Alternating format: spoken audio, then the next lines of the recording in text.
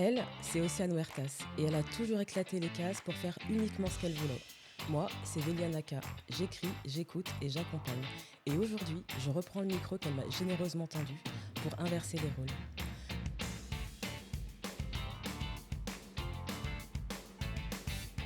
Donc pour ce dernier épisode de la saison, je reçois Océane Huertas. Bonjour Océane. Bonjour Véliana. Donc moi je te connais un petit peu, beaucoup, passionnément et presque à la folie. Mais est-ce que tu pourrais te présenter pour ceux et celles qui nous écoutent ?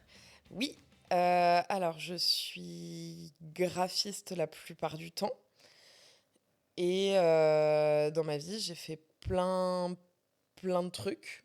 À la base, quand j'ai commencé ma vie d'adulte, je voulais faire du théâtre. Ok. Après, j'ai changé d'avis. J'ai travaillé dans la musique, j'ai été journaliste, j'ai bossé un peu dans la tech. Après, j'ai fait aussi du stand-up, donc j'ai monté des projets autour du stand-up. J'ai eu une asso, j'ai fait 1 milliard de trucs. Ok, donc tu as un parcours quand même assez riche. Oui. Est-ce qu'il y aurait une expérience dans ce parcours-là qui t'aurait marqué le plus ? En vrai, il y en a tellement. Euh, Quand j'étais journaliste, j'ai fait des trucs de dingue où je partais de pas grand-chose, mais je travaillais avec quelqu'un qui me faisait confiance et qui me disait, bah, par exemple, tu veux faire des chroniques de concert ? Bah, débrouille-toi pour avoir des places. Ok, donc je me suis toujours débrouillée pour avoir des places. J'allais beaucoup en festival, je fais des interviews. Enfin, j'ai interviewé des gens incroyables et pareil, sans avoir de réseau, en connaissant personne, juste au culot. Et j'ai fait des trucs de dingue avec beaucoup de culot. Et ça, j'avoue, je suis quand même assez fière. Euh, le fait d'avoir monté des projets autour du stand-up, ça, je suis super fière aussi parce que c'était, en dehors de tout le boulot que ça a pu être, c'est aussi l'impact que ça a pu avoir. Et, euh, et le fait d'avoir cofondé une asso queer à La Réunion, mine de rien, ouais, ça aussi, c'était un projet un peu fou. On peut avoir le nom de l'asso du coup ? Ouais, c'était Apéro Queer, donc qui existe encore. Moi, j'ai quitté pour plein de raisons. Mais donc, il continue de tourner aujourd'hui, mais ça m'a permis de créer des projets ultra stylés avec des potes, quoi. Et qui ont fait du bien à beaucoup de gens, il y avait besoin. Il y avait besoin de ça, donc ouais, ça c'était cool. Est-ce qu'on peut dire que c'est le stand-up qui t'anime ? Ou en tout cas la transmission, un peu ton moyen de communication ? Qui m'anime, non, parce que j'ai toujours trouvé plein de moyens de m'exprimer. Là, aujourd'hui, bah, y a un podcast, où même je passe de l'autre côté du micro, où je lâche prise là-dessus. Euh, non, je pense que le stand-up, ça a été un moyen d'expression comme un autre. En fait, même dans mon métier, en fait, je m'exprime beaucoup. Euh, donc, je peux travailler autant pour des petites, des grosses, des moyennes boîtes. Mais j'ai même eu un moment où je vendais mes dessins. Ok. Parce que j'en avais envie. Que tout le monde disait, ah, ils sont cool tes dessins. Et du coup, je me suis mis à les vendre. J'ai fait ça qu'un temps. Parce que mine de rien, c'était chronophage. Et que c'était pas ce qu'il y avait de plus rémunérateur. Et que. Donc voilà, donc c'était très fun. Mais ça demandait beaucoup d'investissement physique, mental et financier que j'avais pas envie de mettre. Mais je suis contente de l'avoir fait. Voilà, c'était cool.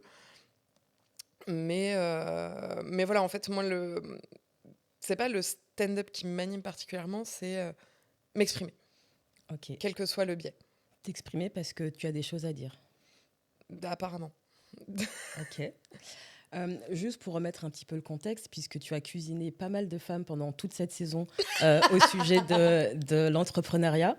Du coup, qu'est-ce qui, toi, t'a donné le pas, l'envie de franchir ce cap-là ? D'entrepreneuriat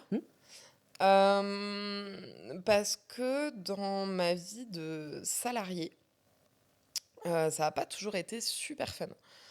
En fait, mon tout premier job salarié après mon diplôme, on a réussi à me lessiver en quoi, même pas 2 mois.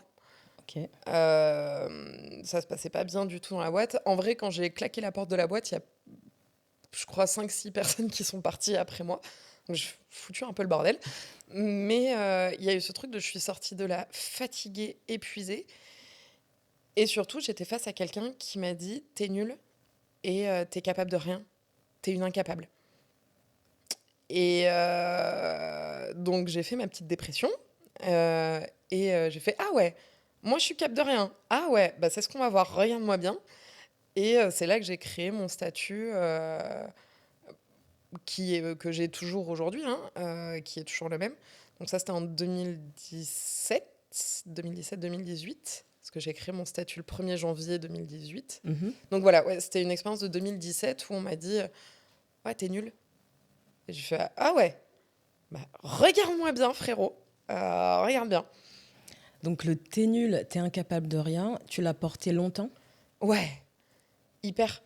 Hyper. Mais parce que toute ma scolarité, on m'a expliqué que j'étais débile, que j'étais à la bourre. Et c'était très bizarre parce que en même temps, parfois j'allais plus vite que les autres, parfois je comprenais à côté. Mais j'ai toujours eu ce truc de je suis à côté, je suis pas assez. Euh, mais j'ai même eu des membres de ma famille, hein, qui m'expliquaient que ben, j'étais nulle. Voilà, moi je faisais un truc pour me faire kiffer. Par exemple, à un moment, je faisais de la musique et on me disait que si j'allais pas au conservatoire, c'est que j'étais nulle, quoi. Ok. Ouais, donc il y a eu ce truc longtemps et il y a eu un peu ça dans le théâtre aussi, où on me choisissait sur des projets parce que j'étais différente et puis après on me demandait de rentrer dans le moule. Et du coup, j'étais pas assez comme il fallait. Donc psychologiquement, c'était un peu compliqué. Et au final, pendant mes études de com, je me suis juste fait plaisir. Je travaillais dur parce que en plus j'étais dans un autre pays Mhm. où je venais pas de là, c'était pas ma culture, c'était pas donc j'étais un peu la française de service. Mais au final, j'avais ce truc où j'ai beaucoup approuvé, mais en même temps, je m'éclate, je m'amuse et j'ai fini en tête de ma promo Bravo. au final, mais sans moi-même m'en rendre compte, quoi. Et donc ça a été super, super enrichissant pour moi aussi comme expérience, malgré qu'il y a aussi eu des hauts et des bas pendant mes études. Et ouais, ce premier taf, on me dit: ah, t'es nul. Je fais: ah non, non, pas encore, pas encore. Je peux pas.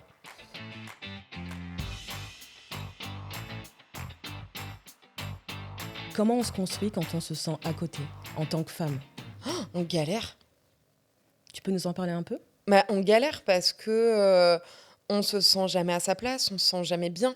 Donc que ce soit dans ta construction étudiante ou professionnelle ou même personnelle, bah tu fais n'importe quoi et tu te fais du mal tout le temps. Parce qu'en fait, comme on t'explique que t'es pas dans les cases, bah, moi ce que j'ai fait, c'est que j'ai cherché à rentrer dedans. Et ça a eu un impact énorme. C'est comme le fait de faire mon coming out très très tard. C'est parce qu'on m'a longtemps expliqué que être avec une fille, c'était mal et c'était pas bien et c'était pas dans la norme et c'était pas ce qu'il fallait faire. Donc du coup, j'allais que vers des garçons ultra méga toxiques Mhm. qui m'ont fait énormément de mal, ou même moi, je me suis mise des fois en danger, hein. Et ça a été ça pour tout, en fait. Il y a eu des gens bienveillants, hein, et super aussi sur mon parcours, hein, Mhm. c'est pas ça. Mais on va dire que dans le plus gros de ma construction, j'allais vers des trucs qui me faisaient clairement pas du bien. Parce que j'avais vraiment intégré que comme j'étais pas assez, je méritais pas mieux que être maltraitée. La violence du truc. Effectivement, c'est très violent. Et qu'est-ce qui t'a donné la force, justement? Parce que tu dis que tu as voulu rentrer dans les cases Mm. avant finalement d'avoir eu envie de toutes les éclater. Bah, parce qu'il y a ce truc que malgré tout, même si je me faisais du mal, j'ai toujours plus ou moins admis que bah, j'étais à côté. Donc c'est très bizarre parce que j'ai toujours eu ce truc de j'avance en étant sur le côté, mais en même temps je cherche à rentrer dans les cases. Et ouais, c'est très tard que j'ai commencé un peu à me réaligner doucement.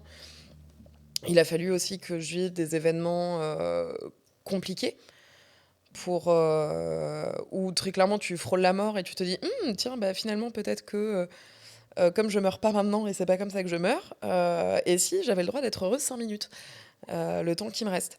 Donc essayer aussi de comprendre bah, pourquoi je m'inflige ça, pourquoi, pourquoi je vis tout le temps les choses dans la douleur aussi.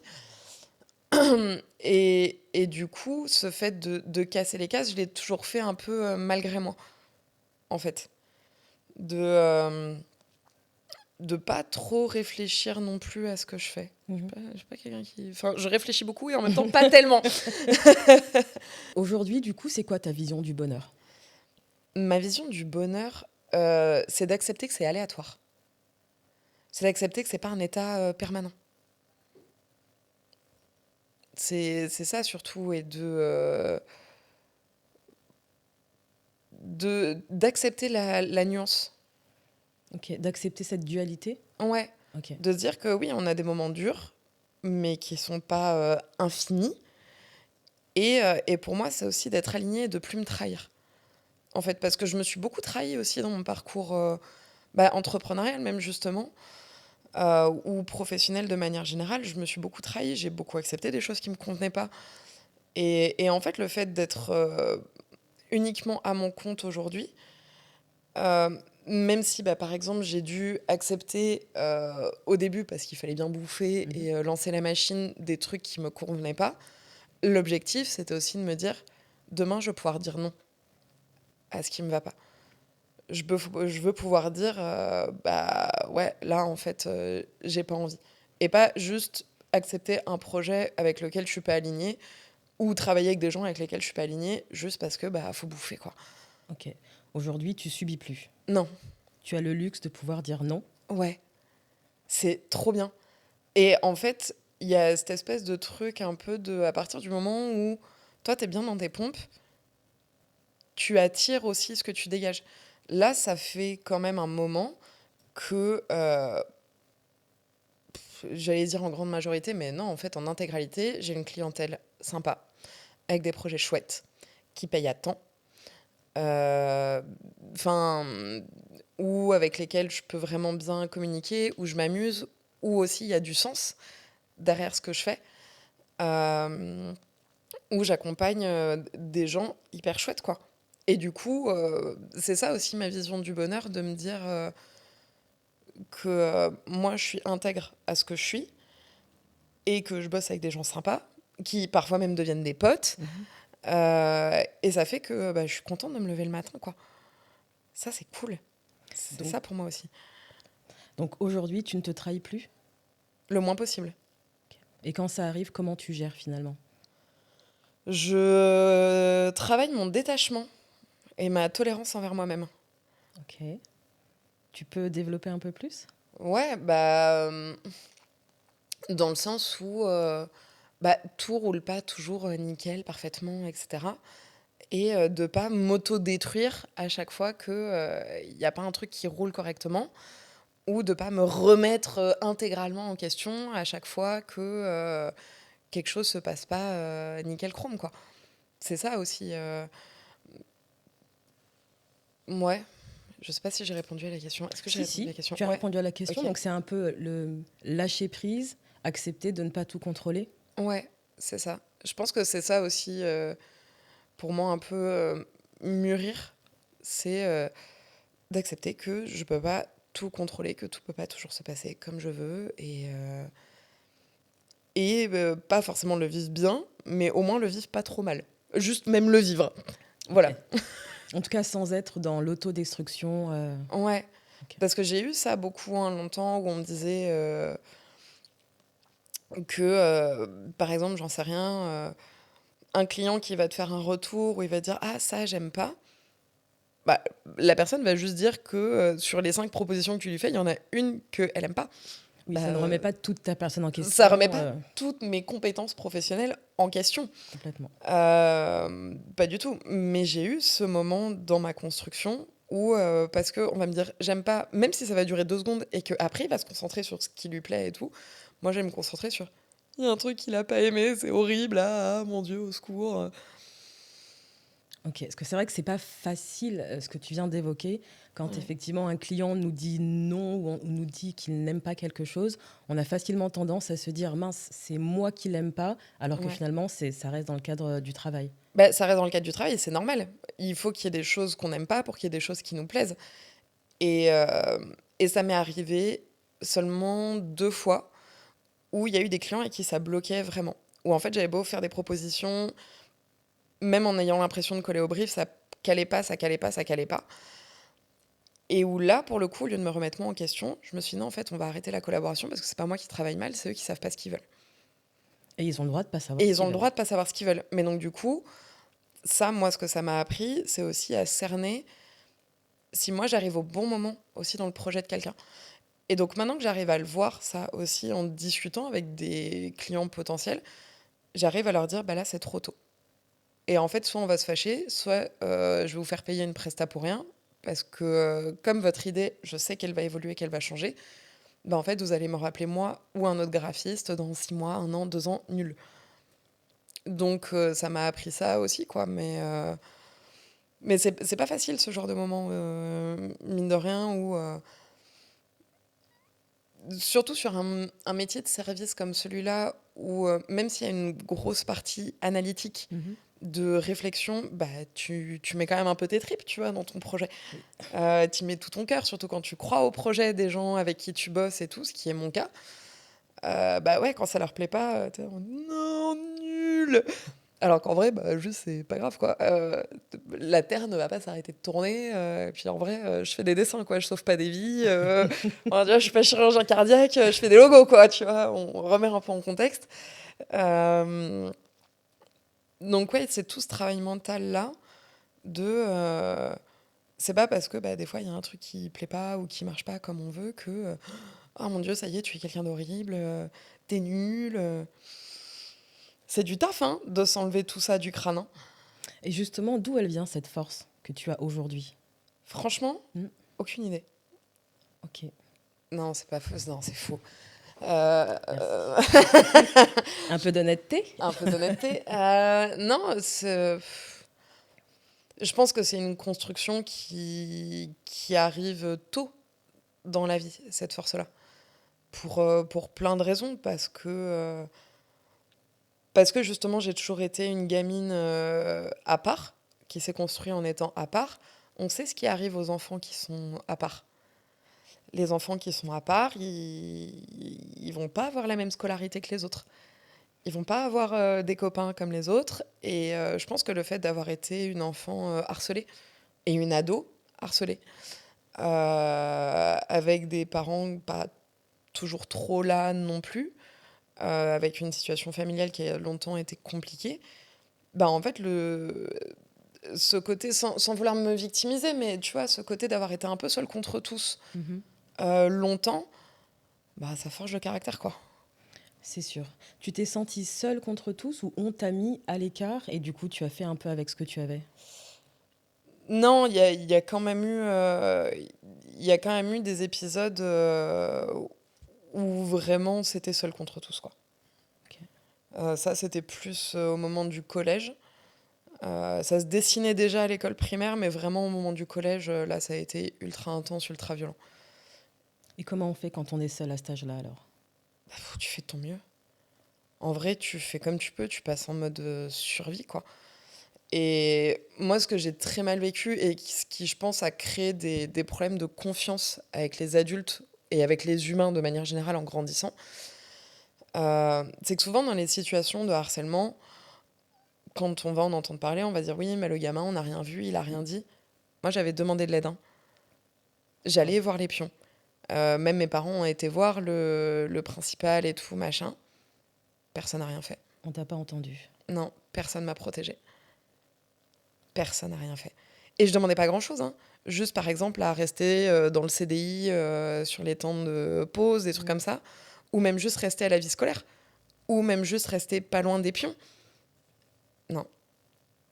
Aujourd'hui, qu'est-ce qui reste de ça, de cet épisode?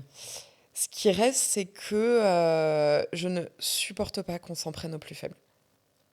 Je ne supporte pas qu'on n'aide pas quelqu'un qui demande de l'aide. Ça, c'est un truc que je... Non, ça, je peux pas.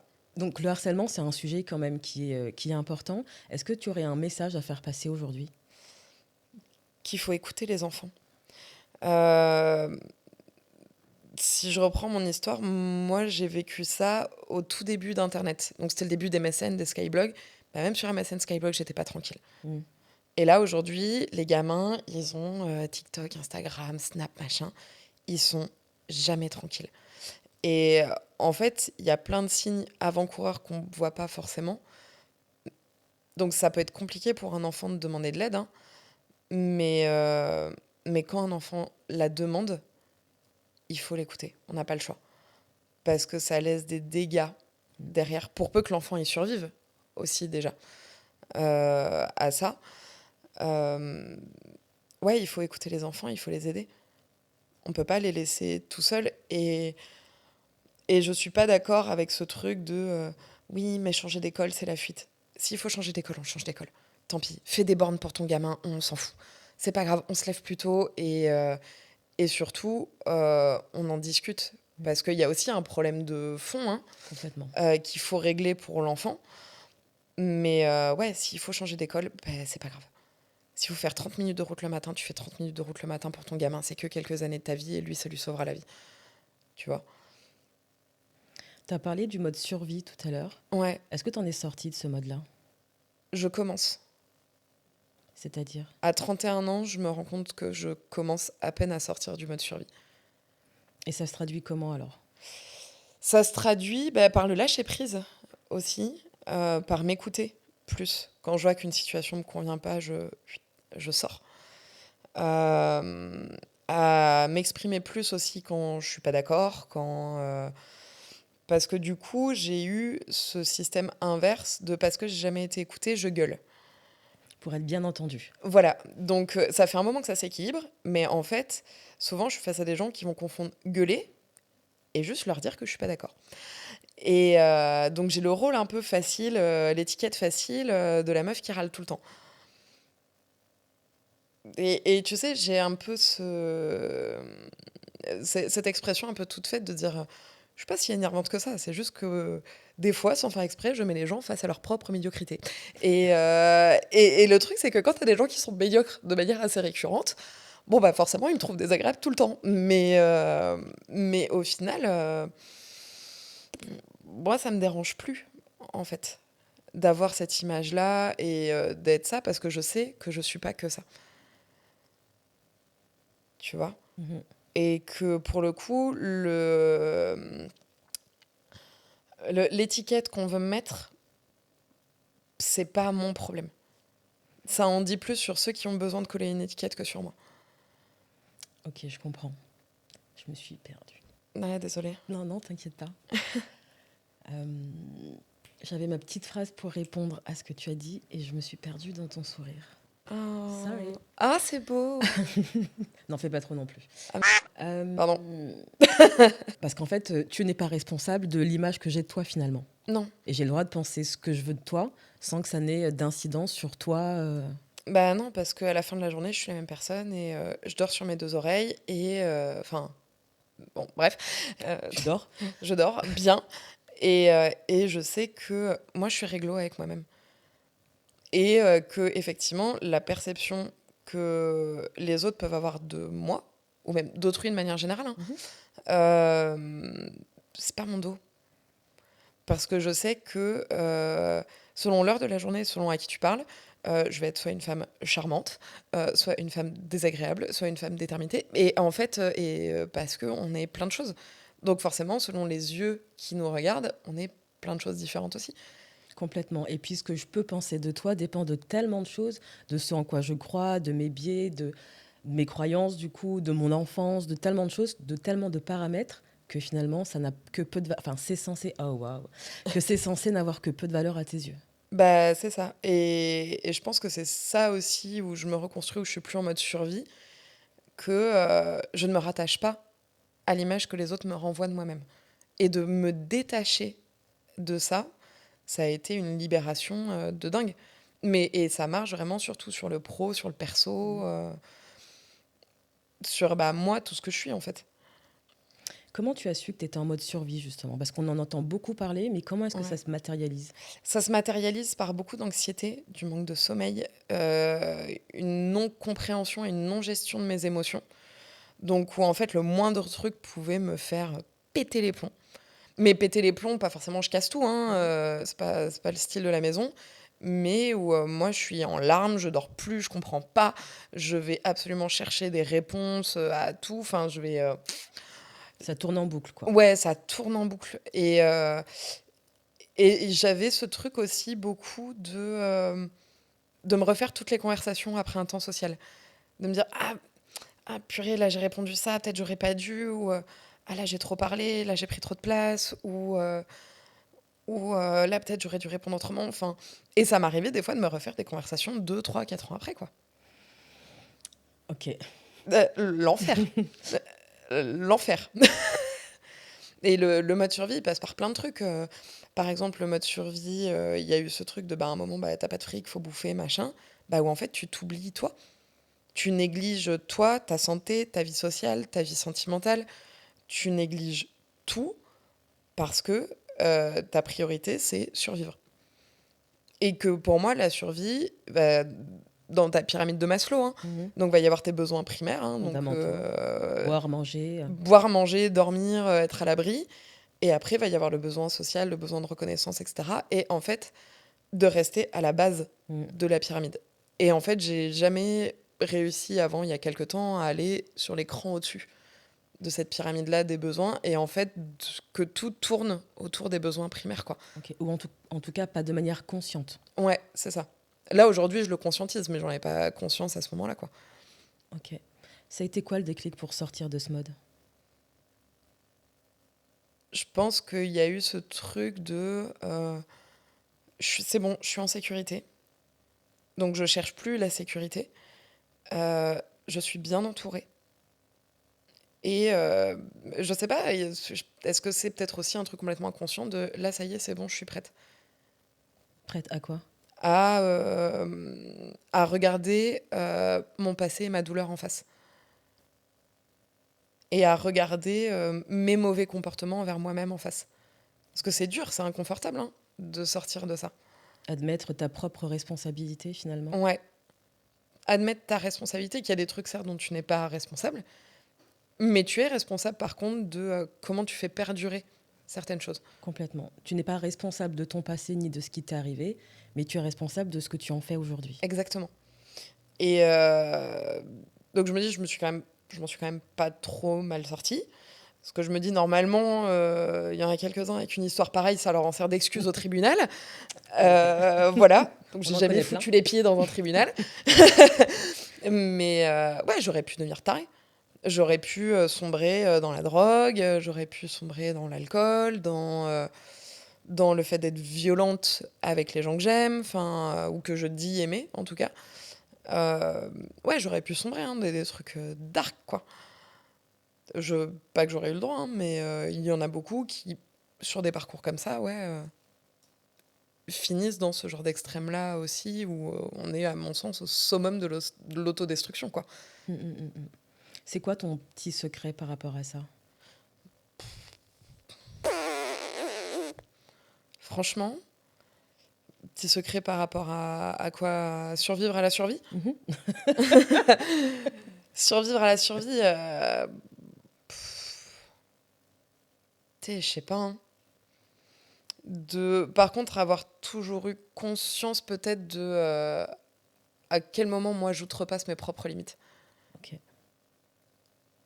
Et aujourd'hui, tu es capable de poser tes limites ou c'est encore difficile? C'est encore difficile, mais j'y arrive de mieux en mieux. Et en fait, de voir aussi ma propre progression, et donc en fait, au final, d'apprendre à me jeter un peu des fleurs aussi de temps en temps, et me dire, allez là, t'as géré. Ouais, ça fait du bien.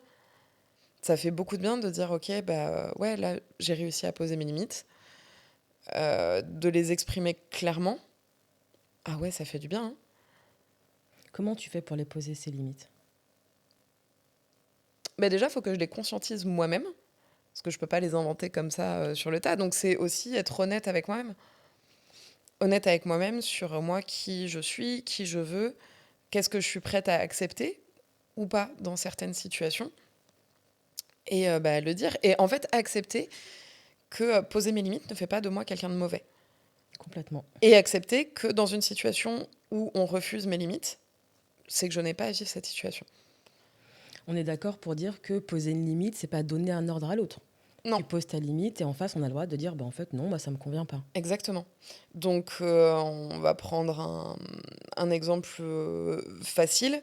Euh, dans une situation de travail, surtout quand tu es indépendant, c'est très dur de poser tes limites parce que tu as toujours peur de passer à côté de quelque chose, qu'on te refuse un contrat, et du coup, de passer à côté soit d'un projet sympa, soit juste d'oseille, hein, finalement. Donc d'accepter de répondre à des pas d'heure, de travailler sur des horaires débiles, de travailler le week-end, d'être disponible tout le temps. Moi, aujourd'hui, je suis très claire avec mes clients. Voilà, je ne suis pas joignable après une certaine heure. Ou tel jour, je ne serai pas joignable. Le week-end, vous m'oubliez. Euh, En fait, poser ces limites-là, ouais, ça me faisait peur. Alors que c'est des limites humaines basiques, hein, mais c'était un truc que j'avais peur de faire. Et c'est pas pour autant que j'ai perdu des clients. Complètement. Parce que c'est vrai que quand on est dans l'entrepreneuriat, on a souvent tendance à courir après les clients et du coup à ne plus du tout avoir de vie par peur de manquer finalement. Et là, on Ouais. s'oublie complètement. Mais c'est ça, et ça a marché aussi dans mes projets associatifs, par exemple, où j'ai réussi à dire, ok, là, ça me convient plus, je m'arrache. Bisous. Je vous laisse les clés, je m'en fous. Ça m'est arrivé plusieurs fois de faire ça sur des projets non rémunérateurs, mais de dire, waouh, ça me convient pas, je m'en vais. Je suis plus alignée avec ça, on m'a suffisamment marché dessus, c'est bon, stop.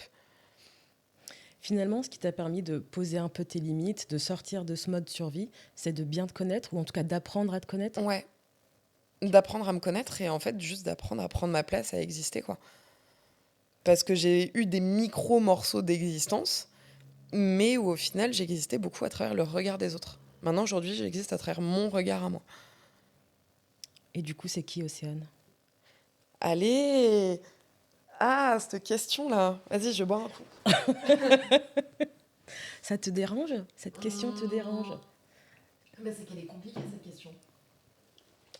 C'est pas que cette question me dérange, c'est qu'elle est, elle est difficile. Tu vois, le c'est qui, c'est... Donc forcément, la réponse, ça va être très personnelle et très intuitive, mais on va dire qu'on... Pas on va dire, je vais dire que ouais, je suis quelqu'un d'intègre, de déterminé, de franc. Donc c'est quelque chose qu'on peut autant apprécier que me reprocher. Mais où au moins on sait que c'est là, c'est clair, il n'y a pas de surprise.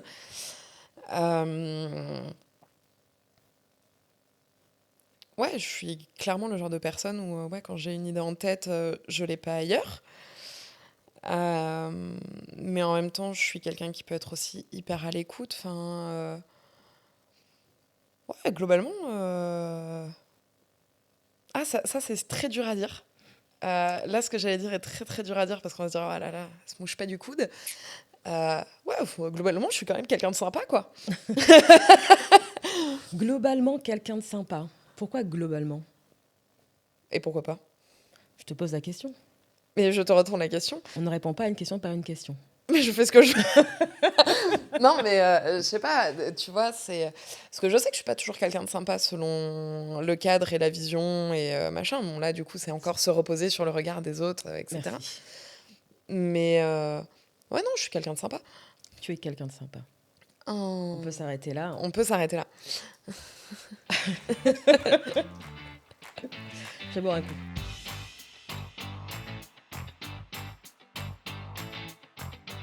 Donc, tu es donc une femme globalement sympa, qui parle fort. Quoi d'autre? Oh, je parle pas fort tout le temps. J'ai de moins en moins besoin de parler fort. Alors, dans mon entourage plus ou moins direct, beaucoup restent sur cette image de la nana qui parle fort. Mais je suis pas que ça, quoi. Tu es quoi d'autre alors? Parce que objectivement, tu parles fort. Mais objectivement, je parle fort, mais j'ai du coffre. Ok. Mais je vois plus ça comme quelque chose que je dois masquer et réprimer. Voilà, je sais que souvent, dans une pièce, je prends de la place. Mais je me réconcilie avec ça aussi. C'est OK. Comme il y en a qui prennent moins de place, moi, des fois, je prends de la place. Et aujourd'hui, tu es complètement en accord avec cette place que tu prends? De plus en plus. Pas complètement. Ce serait mentir de dire que je le suis complètement, mais je le suis de plus en plus. Par exemple, comme on va me dire souvent que j'impressionne. Avant, c'était un truc qui me gênait, qui me faisait du mal, presque. Genre, ça me travaillait, quoi. Donc, quand on te dit que tu impressionnes, ça te fait du mal? Ça me Toi, ça te faisait faisait du du mal. mal? Ouais. Parce que je me disais, mince, ça veut dire que je prends trop de place, etc., etc. Alors qu'aujourd'hui, je me dis, bah oui. Donc, tu es passé de je suis pas assez à je suis trop. Non, à je suis ce que je suis. Ok. Et bah, il y en a que j'impressionne, d'autres moins. D'autres qui vont trouver que je suis une énorme plouc. Et en fait, ça me va très bien. Ça me va très bien. Juste, j'existe, en fait. Et c'est déjà suffisamment difficile comme ça. Donc, je vais arrêter de me prendre le chou. Et je me rends compte que souvent, les gens qui vont dire que je les impressionne ou que j'ai pu les impressionner à première vue, etc., bah, souvent, ça va être des gens qui vont être un peu timides, un peu renfermés, un peu dans le doute aussi sur eux-mêmes. Donc ça en dit beaucoup sur eux aussi. Et souvent, au final, c'est des gens avec qui je finis par très bien m'entendre. Donc la plupart de mes meilleurs potes vont me dire «Ah, quand je t'ai rencontré, tu me faisais peur». Tu Mais parles de, depuis jeune, hein, ça. Hein. tu parles de moi là quand tu dis ça? Bah, alors, toi, mais ça arrivait avec plein d'autres gens. Euh, Ma meilleure amie de Belgique, elle m'a dit ça aussi, que quand on s'est rencontrés, je lui faisais peur. Mais c'est arrivé avec des ex aussi. Et j'étais là, genre, bon, ça, c'est ton propre masochisme, hein, c'est ton problème. Pas pour les mêmes raisons, en tout Pas cas. pour les mêmes raisons. Mais voilà, aujourd'hui, c'est plus quelque chose que je questionne ou qui me fait du mal ou qui me fait de la peine. Je suis en mode, ouais, ok, bah cool. Au lieu d'en faire quelque chose qui me fait du mal, bah, je vais essayer d'en faire une force, quoi. Moi, je me souviens que quand on s'est rencontrés, ça a été effectivement mes mots. Je t'ai dit que tu me faisais peur. Comment tu l'as pris, ça? J'étais là, genre, ah bon, mais pourquoi? Mais parce que toi aussi, t'as ce truc où tu peux être aussi impressionnante, tu vois, mine de rien. Oh. Donc, euh, donc c'est vrai que selon la personne en face de moi, je vais me dire, bah pourquoi? Et aujourd'hui, je le questionne plus trop. Tu vois, je suis en mode, ah ok, bah très bien. Qu'est-ce que ça vient dire de toi? Mais justement, qu'est-ce que ça vient dire de toi, Océane? Le fait que je le questionne de moins en moins, Mhm. bah, que je suis de mieux en mieux dans mes pompes aussi. Que je suis plus en accord avec moi-même et que je suis pas en bagarre intérieure permanente de ah, je suis trop, je suis pas assez. Ah, je suis, vas-y, c'est déjà pas mal. Hein. Aujourd'hui, qu'est-ce qui fait que tu es mieux? Parce qu'on sent dans toute ton histoire, dans ce que tu as bien voulu partager, qu'il y a un réel mieux, une vraie sensation de bien-être. Le fait de m'être fait accompagner, mais de plein de manières différentes, sur plein de choses différentes. Il y a pu autant avoir de la thérapie, euh, il y a pu avoir de la sophro, qui m'a aidé à régler certaines choses. Et en fait, il y a eu le coaching, il y a eu l'hypnose. En fait, selon les besoins que j'avais, selon ce que je devais régler, j'ai été vers plein d'outils différents aussi. Et je pense qu'il y a aussi ce côté où c'est un chemin qui est long et d'accepter que c'est un chemin qui se termine jamais. Que le bien-être, comme le bonheur, c'est pas un état permanent et que surtout c'est très propre à soi, Mhm. en fait. Parce que dans des moments où t'es pas bien, il y aura toujours quelqu'un ou plusieurs personnes pour te dire ah ouais, moi j'ai fait ça m'a fait du bien, moi j'ai fait ça m'a fait du bien. Oui, mais en fait, on n'est pas pareil. Donc, ok, j'entends, mais voilà, c'était quoi il y a pas si longtemps, j'avais vécu un truc un peu compliqué. Et il y a une copine qui me dit viens, on va aller faire du yoga. Non, non, franchement, trop pas. Moi, franchement, le yoga, ça me saoule. Voilà, je vais pas aller m'inventer je vais aller faire du yoga, du pilates, je sais pas quoi. Non, ça me gonfle. T'es très mignonne, c'est très gentil de vouloir m'aider et tout, mais va au yoga solo. C'est Non. vrai qu'on a souvent ce désir, quand on veut aider quelqu'un, de projeter ce qui nous a fait du bien, sans finalement prendre en compte le réel besoin de l'autre. Soit parce Ouais. qu'il ne les exprime pas, soit parce que on ne sait pas comment faire. Aider quelqu'un, c'est un métier. Accompagner l'autre, c'est un vrai métier. Ouais, c'est ça. Et comme j'ai pu avoir des potes aussi, quand j'aurais dit ouais, là en ce moment ça va pas, qui tombent un peu des nues, qui me dit mais comment ça, toi, ça va pas? Mais du coup, t'es tout le temps en train d'aider tout le monde et en fait, toi, quand tu vas pas bien, on sait pas comment t'aider. Et c'est vrai que ça, c'est un truc que j'ai identifié récemment, que c'est rare hein, que je sois au fond. Et en fait, quand je vais pas bien, les gens autour de moi, ils savent pas quoi faire, ils sont un peu démunis. C'est très rigolo ça, j'ai pas encore trop identifié le pourquoi du comment et d'où ça vient. Mais ouais, souvent les gens autour de moi sont un peu démunis, même si c'est... Et parce que aussi, peut-être, il y a ce truc très nouveau de aujourd'hui, j'arrive à dire, ah là, je vais pas bien, j'ai besoin d'aide, quoi. C'est difficile. Pour moi, Mm. de le dire, oh, ça a été difficile la première fois, maintenant ça va, hein. Maintenant ça va. Et mais du coup, voilà, je prends hein, ce qu'on me dit et tout, mais aujourd'hui, j'arrive à savoir ce qui va me faire du bien. Et ouah, ça change la donne. Ça change la donne de parler beaucoup, d'être entendu, mais parce que aussi aujourd'hui, j'ai mieux choisi mon entourage. Mhm. Mine de rien, ça joue. Et, et d'être au clair aussi avec mes douleurs. Ça change pas mal de choses. Est-ce qu'on peut dire que tu as fait la paix avec ton passé ou est-ce que c'est en cours? Où est-ce que tu en es? C'est en cours. C'est en cours. J'ai pas fait la paix avec tout encore. Et c'est pas forcément une finalité, je pense. Parce que pareil, hein, le curseur de paix avec soi-même, il est complètement aléatoire. Mais ouais, c'est en cours. C'est en cours. J'ai- J'essaye, en tout cas. Et juste de me dire que j'essaye, j'ai l'impression presque le gros du taf est déjà fait, quoi. Mhm. Mettre de la conscience finalement sur ce qui s'est passé, sur ce qui t'est arrivé, c'est ça? Ouais. Ok. Même si des fois c'est difficile hein, de mettre des mots dessus, clairement, parce qu'il y a quand même eu des choses difficiles. Juste le fait d'admettre que c'est arrivé et de pas faire l'amnésique, c'est déjà un pas énorme, hein. Est-ce que c'est difficile de mettre des mots dessus ou est-ce que c'est difficile d'affronter ces mots-là? Un peu les deux. Ok. Un peu les deux parce que quand tu mets des mots sur les choses, tu les donnes à quelqu'un, ces mots-là. Et j'ai encore ce truc, même si c'est quelqu'un qui est là pour ça, hein, de j'ai pas envie de lui infliger ça, Donc là, on revient un tu peu dans vois. le contrôle. Ouais, on revient quand même un peu dans le contrôle, mais et il y a aussi ce truc de, alors qui est peut-être pas nécessaire, mais qui fait peut-être partie du chemin, de est-ce qu'il y a vraiment besoin de remuer tout ça, quoi.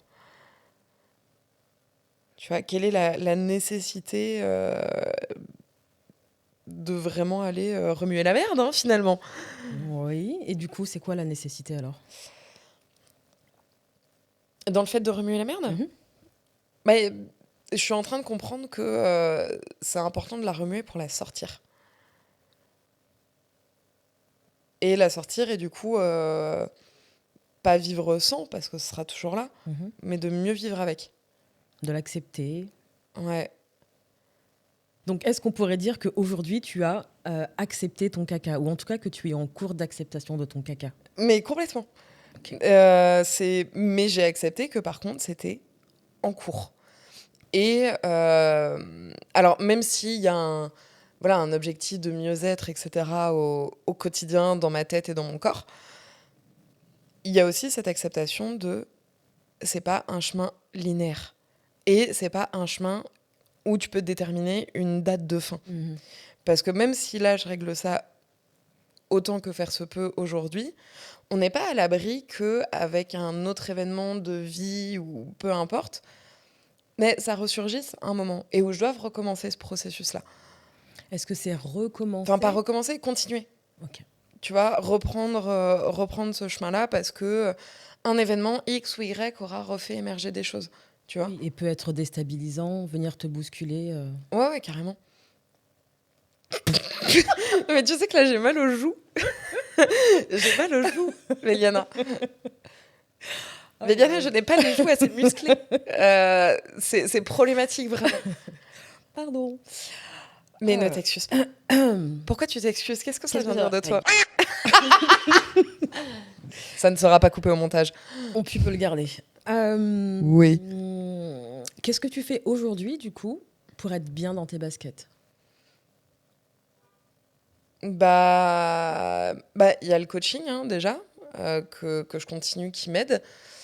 Mais en fait, je fais rien de particulier. Et je pense que c'est ça le truc, c'est de pas être dans cette espèce de quête de tous les instants permanente, et juste vivre. me foutre la paix. Je fais ce que j'ai envie de faire quand j'ai envie de le faire, parce que je peux me permettre aussi aujourd'hui. Mais ce truc de se foutre la paix. Et d'accepter aussi un peu des challenges quand ils se présentent. Bon, sans se mettre en danger, sans faire des trucs débiles, hein, mais ouais, je pense que ça. Il y a des trucs qui font partie de mon ADN et qui ont toujours fait partie de mon ADN, mais par exemple, j'ai toujours eu ce truc de dire si un truc me fait peur, je vais aller le faire. Ok. Comme une espèce de défi. Ouais, d'être dans le fait de vaincre ses peurs en permanence. J'ai peur de sauter en parachute, bah je vais le faire. De quoi t'as peur là? Là, maintenant, tout de suite, Mhm. de rien en particulier. Donc, De me cherche pas, j'ai peur. Non. Ok. Pas là maintenant tout de suite, mais de quoi t'as peur dans ta vie actuelle? Est-ce qu'il y a quelque chose qui te freine un peu, qui te fait peur? En vrai, j'ai des peurs relativement basiques, hein. Là, maintenant, tout de suite, j'en sais rien, que mon activité s'écroule et s'arrête d'un coup. Et de devoir me dire, oh, mais mon Dieu, qu'est-ce que je vais faire de ma vie, machin. Mais comme j'ai pu avoir, hein, tu vois, par exemple, dans des creux d'activité, de me dire, ah, je vais me reconvertir, machin. Ou du coup, j'avais regardé de très très près la reconversion vers la thanatopraxie. Mhm. Oh, Euh, la wow. La thanatopraxie? ouais, juste parce que le Waouh. mot est compliqué. Non, ouais, je trouve ça très cool. Mais c'est un truc, hein, qui m'a titillé depuis longtemps. Et alors, la thanatopraxie, pour ceux qui ne savent pas ce que Merci. c'est le fait d'embaumer et de préparer les morts, en gros, pour pouvoir dire au revoir aux défunts avec un cercueil ouvert. Donc, il va y avoir l'embaumement, mais la thanato, ça va être aussi le fait de pouvoir reconstruire, etc., potentiellement un corps un peu abîmé. Ouais, ça, c'était un truc qui m'attire. Réparer un décor un peu abîmé, c'est ça? Ouais, et pour pouvoir dire au revoir à ses proches avec dignité aussi. Ça fait écho à quelque chose de ton histoire? Parce que c'est quand même un métier qui est pas... Honnêtement, oui. Ok. Honnêtement, j'ai dû dire au revoir à des proches qui ont été mal préparés et qui étaient plus ou moins jeunes. Et ouais, ça m'a énervé. Ça m'a énervé parce que tu dis soit le mec est incompétent, soit il a fait un taf bâclé, et ça me saoule. Ça me saoule parce que la personne que j'aime méritait pas ça. Ok. Donc ça serait peut-être une façon de réparer... Bah, il y a ce truc-là, et j'ai une expérience qui m'y avait fait penser dans mon parcours pro, où à un moment, je bossais dans un atelier d'impression où, bon, je faisais des... Voilà, on bossait pour des grosses marques, etc. Mais on avait aussi une clientèle de proximité, où notamment il y a des pompes funèbres à côté, et qui nous envoyaient régulièrement leurs clients pour faire des cartes d'annonces de décès, etc. Et c'était une typologie de clientèle que personne à l'atelier voulait recevoir. Parce que c'est des gens en deuil, que c'est délicat, etc.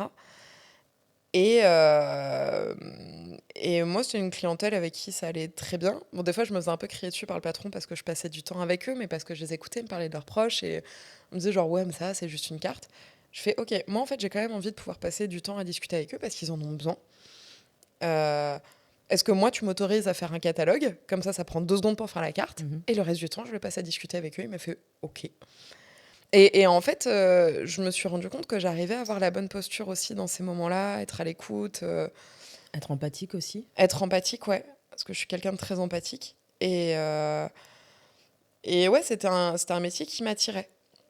Donc j'y ai réfléchi. Et après, j'ai vu tout le temps d'études qu'il y avait, le concours et tout. Je me suis dit, ah, je suis pas prête à passer autant de temps pour que potentiellement, derrière, ça se solde par pas grand-chose. Mhm. Et par la difficulté à trouver du taf et tout, parce que, bah, mine de rien, il y en a peu, il y a peu de demandes. Donc, j'avais pas envie de retourner vers un marché qui, au final, était saturé aussi, hein, de manière très pragmatique. Et après, en déconnant un peu, c'est vrai, quand j'en parlais autour de moi, on me disait, ah, mais pourquoi ça t'attire? Bah, parce que le client est mort, hein, il se tait, hein, finalement. Voilà, j'en ai un peu marre des vivants, ils sont fatigants. Donc ça, c'est le truc que tu dis en déconnant. Mais très factuellement, ouais, accompagner en fait les gens dans cette épreuve si difficile qui est le deuil et qui fait partie de la vie, hein, aussi. Par contre, même si on veut pas le voir, c'est très sain aussi, mine de rien, Complètement. de réussir à parler de la mort, que ce soit pas tabou. Ouais, je trouve que c'est des beaux métiers, en fait, d'accompagner des humains en deuil dans ce moment si difficile de la vie, quoi. Tu vois? Ouais, ça, c'est un truc qui m'attirait à un moment où mon activité baissait un peu. Et je sais que même si le graphisme, j'aime ça de tout mon cœur, je ferais pas ça toute ma vie. T'aurais envie de quoi? Bah ouais, vraiment, le funéraire, par contre, ouais, premier degré. Tu gardes toujours ça en tête. Ouais, Ok. je garde toujours ça en tête. Alors, le pourquoi du comment, tu sais, des fois, il y a des trucs comme ça te pop. Tu sais pas trop de où. Alors, il y a sûrement plein d'explications. Mais ouais, donc il y a cet écho très personnel. Il y a ce truc de la mort, c'est pas quelque chose qui m'impressionne, qui me fait peur. Il y a cette empathie que je peux avoir aussi. Ouais, ça, c'est une reconversion qui me plairait énormément. Mais que ce soit, ou même être maître de cérémonie, par exemple. Un jour, j'avais vu un reportage sur une femme en Belgique Mhm. qui faisait des cérémonies d'obsèques, mais un peu hors normes. Ok. Un peu à part, genre dans la forêt, ou en mer, ou dans des cinémas. Enfin, Atypique, quoi. complètement atypique. Je trouvais ça dingue. Je trouvais ça trop bien. Et ça, c'est le genre de truc qui me ferait kiffer, ouais. C'est intéressant. C'est quoi ton rapport avec la mort?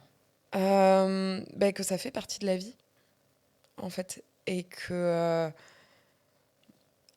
il y a ce truc de ça va tous nous arriver un jour, hein. On sait juste pas quand, on sait pas comment, mais ça va tous nous arriver. Donc, ayant moi-même été personnellement confrontée à ma propre mort, à l'imminence de ma propre mort, j'ai un rapport beaucoup plus sain à la mort et au temps depuis que j'ai failli mourir. Ok. Et mais du coup, hein, j'ai un rapport aux autres aussi qui est différent. Par exemple, les personnes auxquelles je tiens, je déteste me fâcher avec elles parce qu'il y a ce truc de imagine, c'est la dernière chose qu'on s'est dit. Ça, non. Et du coup, les gens que j'aime, même quand je suis fâchée avec eux, je leur dis toujours que je les aime. Ok, la colère n'enlève pas l'amour. Non. Ok. Et, et c'est vrai que dire au revoir à ses proches, c'est compliqué. Et bah, être face à des gens sympas qui entendent, comprennent ce que tu vis, que tu vis un drame, bah, c'est cool, quoi. Mm. C'est cool parce il y a eu aussi ce truc, donc où moi, ça m'a touché personnellement avec des proches, ou bah, des amis qui ont perdu, même par exemple, leurs parents très jeunes, qui ont été un peu démunis face à la perte de leurs parents, bah, parce que tu es là, tu as 25 ans, tu dois gérer le décès de tes parents, tu dois faire des papiers.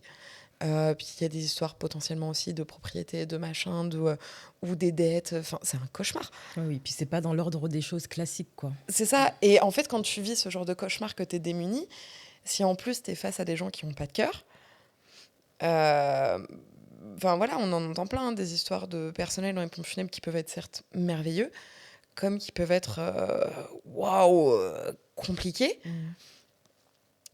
Donc ouais, c'est vraiment un secteur qui m'attire. Je pense que le jour où je décide d'arrêter le graphisme, parce que là j'ai aussi accepté que le jour où j'arrête, c'est moi qui aurais décidé d'arrêter.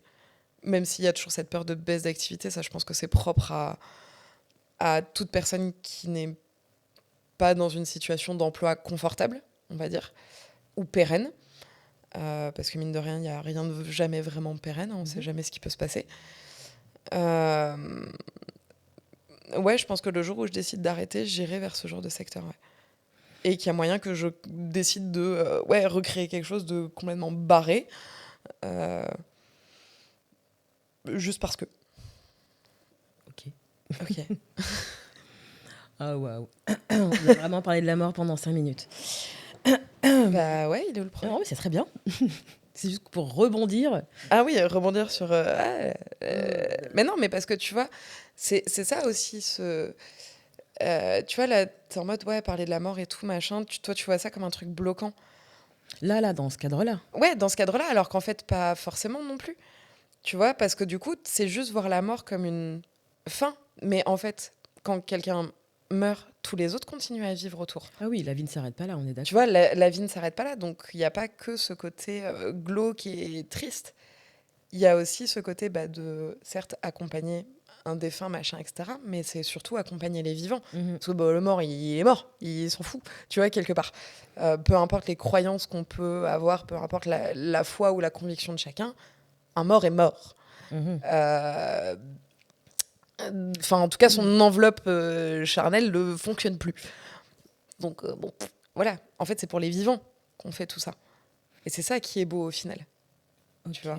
Mais toi, dans ce que tu disais, dans cette appétence que tu as pour ce métier-là, c'était justement pour réparer les morts. Ben, il y a l'aspect de réparer les morts, mais réparer les morts, c'est pour les vivants. Ok, ok. Tu vois. Mhm. Tu répares pas les morts pour les morts. Tu répares les morts pour les vivants qui ont besoin de les voir réparés pour leur dire au revoir. Qui ont besoin de les réparer Ouais. pour les... Tu peux répéter? Parce que selon les différents cas de décès, là, pour le coup, on va pas forcément aller dans les détails. Mhm. Mais oui, tu peux avoir une enveloppe charnelle qui va être abîmée. C'est dur pour les vivants. Tu vois, ça peut être dur hein, pour un enfant, une femme, un mari, un ami, de voir quelqu'un qu'il a aimé abîmé Mhm. pour lui dire au revoir. Complètement. Je cherche comment rebondir. Ouais, bah ouais, oui. C'est pas facile.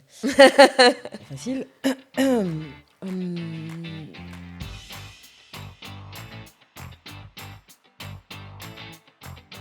Ce que tu dis, ça fait un peu écho au monde de l'entrepreneuriat, où quand on rentre dedans, on est un peu tout feu, tout flamme, ça va être génial.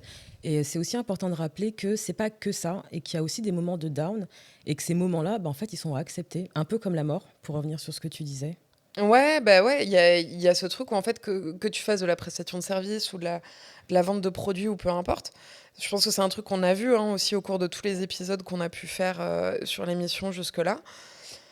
Bah ouais, il y a des creux et en fait, quand il y a un creux, tu te poses toujours la question de bon, est-ce que j'arrête, est-ce que je continue et il y a toujours des creux. Et en fait, clairement, si t'es pas bien dans tes pompes, que t'es pas ancré, que t'es pas solide, waouh, ça te détruit. Et on parle pas de genre, ouais, j'ai un peu moins d'activité, mais ça va, j'ai de la thune, j'ai Mhm. anticipé, machin. Moi, je te parle du creux où en mode, tu te dis, comment je vais payer mon loyer? C'est un enfer. Je vais finir à la rue. Ou parce que tu as un creux, tu regardes pour peut-être un logement moins cher, mais en fait, même le logement moins cher, Tu peux pas. ton dossier ne passe pas. Mhm. Donc, bah, c'est la merde. Et c'est ça aussi qui est dur à accepter quand tu te mets à ton compte. Surtout, bah, par exemple, un marché comme le mien qui est ultra saturé. Saturé. Bah, en fait, tu te dis waouh, c'est la mierda et comment je vais faire pour m'en sortir. Typiquement, dans mon cas, j'ai jamais vraiment démarché. J'ai jamais, tu vois, genre envoyé un message sur LinkedIn ou un mail pour Mhm. dire bonjour, voici mes prestations. Phobie, phobie. Je fais des locaux, coucou. Ça m'est arrivé sur une période de creux d'envoyer deux, trois messages comme ça. Alors, ça n'a rien donné parce que clairement, pour démarcher, je suis nulle, mais Tu rincée, n'es pas nul, tu n'es pas nul. Je ne peux pas te laisser dire ça, tu n'es pas nul. Ah ben là-dessus, si. Je suis complètement inefficace. Ou alors c'est quelque chose qui te fait peur et du coup tu te sens nul, mais tu n'es pas nul. Non, je suis nulle en démarchage. Tu n'as pas les compétences en démarchage. Je n'ai pas les compétences. Tu n'es pas nul. Bref, je suis pas bien pour ça. Je ne l'ai pas fait bien. Ok. Je n'ai clairement pas fait bien. Puis je l'ai pas fait avec beaucoup de conviction non plus. Surtout. C'est Surtout. surtout ça en fait. Et ben en fait, j'ai démarché un petit peu, j'ai pleuré et mon téléphone s'est remis à sonner tout seul. Et c'était reparti. Donc je me dis, je fais confiance à la vie et à mon taf. Et j'accepte que ben il y a des creux. Ça fait partie du jeu, de toute façon. Ça fait partie du jeu. Par contre, j'ai aussi fait face, dans mon cas, hein, à la réalité que si j'avais pas eu certains événements de vie, j'aurais aussi pu avoir de la thune de côté pour anticiper les creux. J'ai eu des soucis de santé qui coûtent cher. Où on dit oui, la sécu, nanana. Nope. J'allais te dire, et la sécu alors? Mais la sécu, que dalle. Alors déjà, pour quelqu'un qui est salarié, qui a un arrêt maladie réglo, carré, etc., il y a plein de choses qui sont pas prises en charge.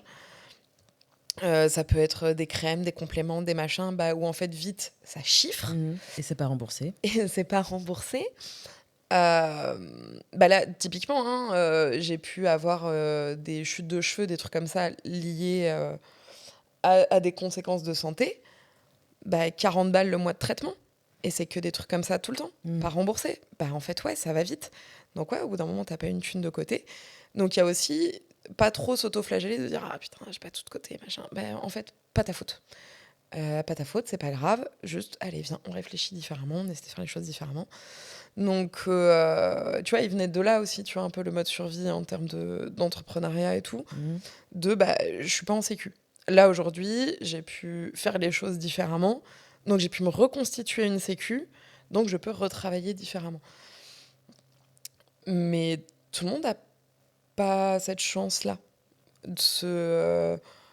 cette possibilité de fonctionner comme ça. Tu vois. Tout le monde n'a pas cette chance-là ou tout le monde n'a pas je sais pas, cette conscience? Bah, Est-ce que c'est vraiment une question de chance? oui, chance, si tu pars par là, oui, moi de la chance, j'en ai pas forcément toujours eu. Mais on va dire qu'on n'a pas tous les mêmes cartes et qu'on fait ce qu'on peut avec les cartes qu'on a dans les mains. Clairement. Donc, moi, j'ai fait ce que j'ai pu avec les cartes que j'avais. Et j'ai réussi, effectivement, oui, à prendre conscience de certaines choses pour pouvoir, moi, avancer. Mais toujours en ayant ce truc de... par exemple, je suis assez peu sur les réseaux sociaux. Ok, pourquoi?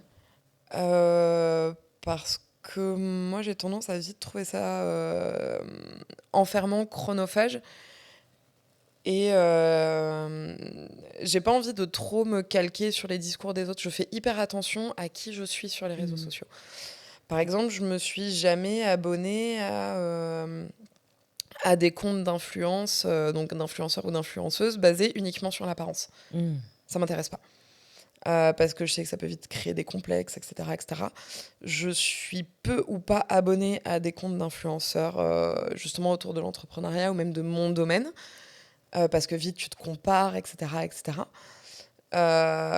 Donc tu vois, je me protège vachement de ça aussi, et donc du coup d'une certaine culpabilité à me dire ah je fais pas aussi bien, ou faudrait que je fasse la même chose que cette personne-là, etc., etc. Tu vois, je pense que ça me protège aussi vachement, mais parce que j'ai vu les dégâts aussi sur des copines qui, bah, par exemple, ont toujours été plus ou moins bien avec leur corps, en tout cas en apparence. Et puis à partir du moment où elles s'étaient abonnées à des influenceuses fitness sur les réseaux, là elles ont eu des troubles du comportement alimentaire, elles étaient pas... Ah non, non. Et quand tu leur dis bah arrête de suivre ces personnes-là, ça te fait pas de bien. Oui, mais allez, c'est ton problème. Ok. Et justement, c'est quoi ton rapport à ton corps? Parce que du coup, t'en es à te dire que jusqu'à t'abonner à des influenceurs ou des influenceuses fitness, tu le fais pas parce que ça pourrait... Et puis parce que je fais pas de fitness en fait, donc je m'en fous. Ok. Clairement, j'ai pas ce rapport-là à mon corps où je cherche à sculpter mon corps, etc., etc. J'ai pas du tout ce rapport-là. Donc je vais pas m'abonner à des trucs qui m'intéressent pas. Clairement, tu regardes mes abonnements rien que sur Instagram.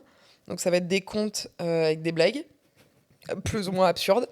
Il y a 2-3 comptes même avec des blagues scientifiques absolument lunaires, qui, moi, me font beaucoup rire.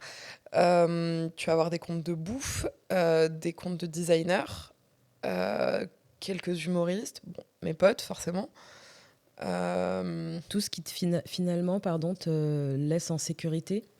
Bah, ce qui me parle, en fait. Ce qui me parle, ce qui m'inspire. Voilà, je vais avoir pas mal de comptes un peu activistes aussi, parce que ça m'intéresse. Ou sur des choses que même je connais pas forcément. Enfin, donc il y a ce côté, je vais aller vers des contenus qui me ressemblent, mais aussi qui me questionnent, qui m'apprennent des trucs.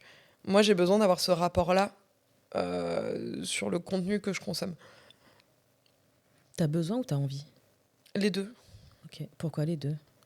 Bah parce que c'est un besoin, parce que je veux avoir des comptes qui me nourrissent aussi.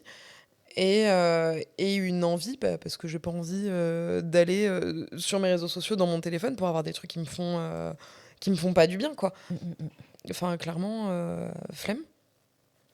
Alors, t'as pas totalement répondu, voire pas du tout à ma question. Ah, super. C'est quoi ton rapport avec ton corps?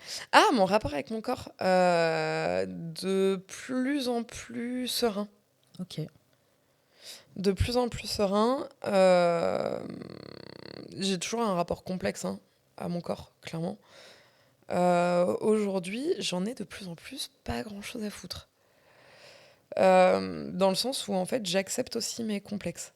Et que, comme plein d'autres choses dont j'ai pu parler jusque-là, c'est aléatoire. Mhm. Tu vois le fait de dire, par exemple, j'ai toujours un complexe avec mes bras, notamment parce que suite à une perte de poids, j'ai voulu me faire opérer pour enlever un excédent de peau. Ok. Cette opération a été un carnage, donc j'ai des cicatrices immondes tout le long du bras. Ok. Donc ça a été un complexe longtemps. Aujourd'hui, il y a des jours où j'ai pas envie qu'on voit mes bras, des jours où j'en ai rien à péter, mais comme tout le monde, Mhm. en fait. Et il y a ce truc de, comme tout le monde, j'ai des complexes. Et comme tout le monde, il y a des jours où ça va me déranger plus que d'autres. Et en fait, c'est pas être en paix avec son corps, mais être en paix avec le fait qu'on n'est pas tout le temps en paix avec son corps. Mhm. Oui, que ça fluctue et que c'est ok que ça fluctue. C'est quoi. ça. Qu'il y a des jours où je vais être complètement ok de me mettre en mini-jupe et d'autres, pas du tout. Et que c'est normal. Mhm. En fait, de normaliser juste ça. De normaliser cette espèce d'inconstance qu'il y a. Ouais. Ok. De normaliser la zone grise et la dualité. La dualité, c'est un joli mot que j'aime bien, ça. Ouais. Ça te parle, ça, la dualité? Ah ouais, complètement, ouais. Pour quelle raison?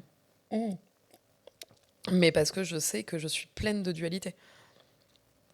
Que, mais surtout, comme je peux être un jour une entrepreneuse hyper affirmée, comme un autre jour être en PLS en mode ah je suis nulle, je sais pas faire, ah mon dieu, au secours. Et que les deux peuvent être aussi fugaces l'un que l'autre. Hein. En une vraiment, journée en une journée, je peux passer par 15 000 émotions. Qu'il y a cette dualité de que je peux être autant celle qui gueule que celle avec qui on peut chuchoter pendant des heures, ou même juste En mode ASMR? en mode ASMR. ASMR bien-être. Tu vois, en fait, toutes ces dualités-là, que je peux être autant en robe qu'en baggy et en basket, que je suis plein de dualités. Et en fait, accepter ces dualités-là, ça fait un bien de fou. Complètement. Je pense, moi, que la dualité, elle fait partie intrinsèque de l'homme. Et le plus difficile, c'est de l'accepter, en fait. Mais c'est ça. D'accepter ces moments où ça fluctue. Mais dès lors que tu arrives à les accepter, c'est là où finalement tu touches un peu du bout des doigts cette espèce de paix dont on parle partout sur les réseaux. Quoi. Ouais, et c'est un truc que j'ai revendiqué hein, depuis un peu la création du podcast de ah vas-y, il y en a marre de ouais, la Morning Miracle, machin, tout. Ah, bullshit, quoi. Ouais, grave. Bullshit, parce que je sais qu'une fois que tu l'as rempli ton bullet journal, que tu avais pris une douche froide et tout, tu es seul et triste. Et t'es en dépression. Et t'es en dep. Ne fais pas Tu veux semblant. juste pas regarder ta dep. Et ça, par contre, c'est un truc qui me perturbe énormément, tu vois, depuis que j'ai fait cette espèce d'avancée sur moi, j'ai de plus en plus de mal avec les gens qui se mentent à eux-mêmes, parce que tu les vois, tu les repères, et ils me tendent. Pourquoi? Parce que j'ai l'impression que ces gens-là, quand je dois être en contact avec eux, me prennent une énergie folle. Tu sais, t'as envie de les secouer, de dire ah, c'est insupportable, mais tu peux pas faire ça. Non. C'est humainement pas possible. Tu n'as pas le droit. Tu pourrais, mais tu assumes les risques après. Non, non, vraiment, j'ai pas le mental pour la prison. Et pas qu'il y me répond. Et ça, je me dis, peut-être ça va s'apaiser parce que je suis dans un truc aussi qui est nouveau pour moi. Mais tu vois, j'ai l'impression que je les repère tellement plus à 1000 kilomètres. Déjà, je les repérais bien. Tu vois, tu sais, cette personne qui va te dire mais oui, tout va bien, alors que tu entends la cascade de larmes à l'intérieur. Et t'es là, genre, tu veux pas la regarder 2 secondes comme ça? Viens, on peut avoir une conversation normale et tout. Est-ce qu'on peut dire que ça. si tu les repères très rapidement, c'est aussi parce que ils sont une espèce de projection de celle que tu as été? Bien Celle sûr. qui disait je vais bien alors qu'à l'intérieur elle pleurait? Ouais, carrément. Carrément, tu reconnais beaucoup mieux quelqu'un qui boite quand t'as l'habitude de te fouler la cheville toutes les 5 minutes. Enfin, c'est... Pardon, j'aime bien l'image. Oui, je sais. On est très fort pour faire des images ici. Voilà. Team métaphore. Tu vois, tu reconnais beaucoup mieux les blessures des autres quand toi, tu les as eues toi-même, en fait. Mhm. Tu vois, il y a ce truc de on se sait, on se voit. Je sais que toi, tu y es pas encore, mais Mais du t'inquiète. coup, parce que tu disais tout à l'heure que tu étais quelqu'un d'empathique, qu'est-ce Ouais. qui t'empêche la douceur par rapport à quelqu'un qui viendrait comme ça et qui surjouerait un espèce de bien-être? Alors, des fois, ouais, je vais être majoritairement dans la douceur. Mais il y en a que je trouve beaucoup trop insupportables. Ok. Surtout quand on rajoute la donne de où on va être avec des profils qui vont écraser Hmm. les autres, qui vont justement utiliser les autres, faire du mal aux autres. Ah, ça me dérange. Ok, c'est ta limite, ça. Ouais, ça, c'est ma limite. Ok. Ça, c'est ma limite de ouf. Et, euh, et pour moi, faire du mal aux autres, etc., ça peut prendre plein de formes différentes, hein. Ça peut être une mythomanie extrême. Euh, Ça peut être de mentir à autrui pour le profit. Ça, c'est non. Clairement, non, ça, je peux plus. Tu vois, donc je peux avoir de l'empathie à partir du moment où tu fais du mal qu'à toi-même. Ok. À partir du moment où tu fais du mal aux autres, même si euh, c'est ta construction, machin, etc.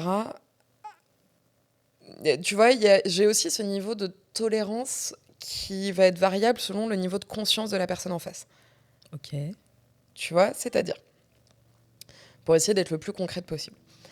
Quelqu'un donc, qui fait des dingueries et qui va faire du mal aux autres, mais de par son propre mal-être intérieur.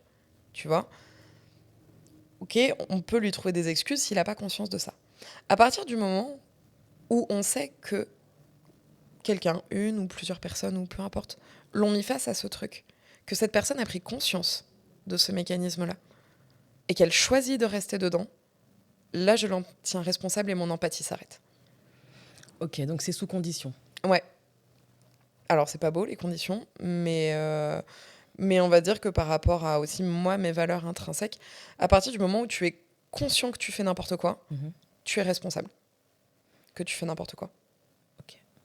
Tu vois, et ça marche dans plein de situations, hein, mais ouais, à partir du moment où tu es conscient et que tu as été mis face à tes actes, si tu continues, c'est ton souci. C'est pas le mien. Ok. Et toi, ça t'est jamais arrivé d'avoir conscience des choses et malgré tout de continuer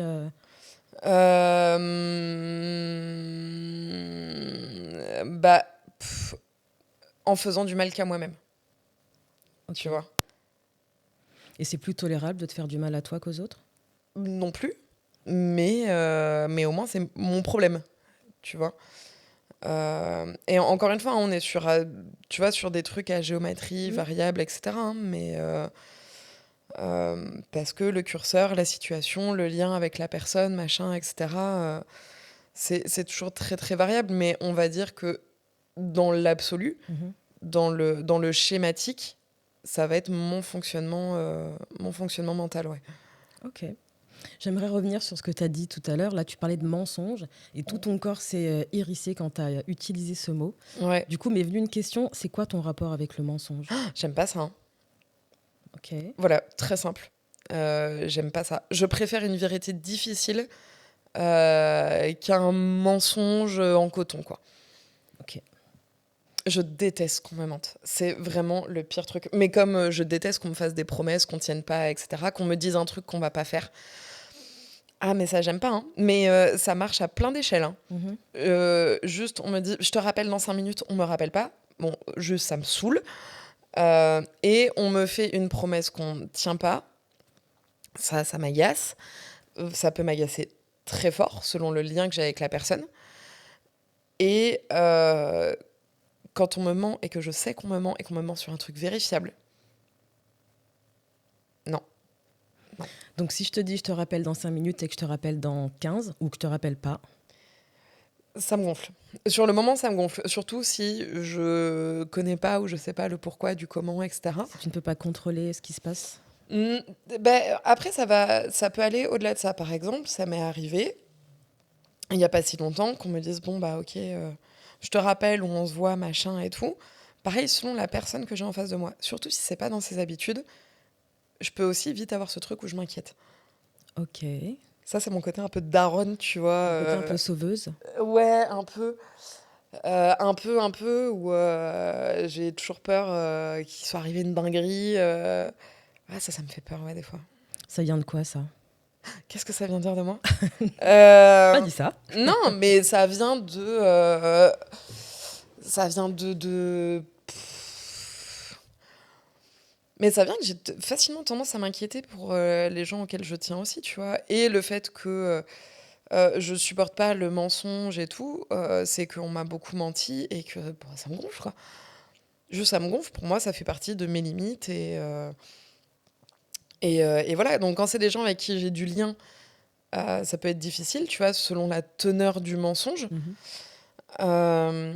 Et quand c'est des gens avec qui j'ai pas de lien,